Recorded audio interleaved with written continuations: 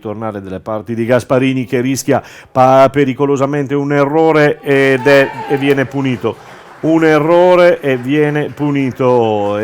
Sì, non si possono fare questi errori, non si possono assolutamente fare questi errori e si pagano poi. Mi pare di aver visto Siciliano che diceva non si gioca. Allora attendiamo ancora un attimo per l'ufficialità, vediamo poi cosa succede. L'arbitro si è fatto male,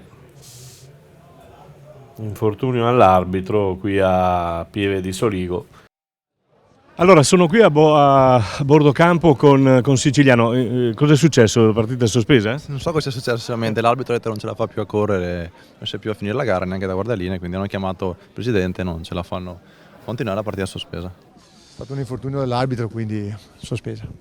E l'arbitro non può fare il guardialine? Non ce la fa? No, dicono di no, hanno provato a chiamare il presidente ha detto sospesa, data da destinarsi, quindi non sappiamo quando la recupereremo.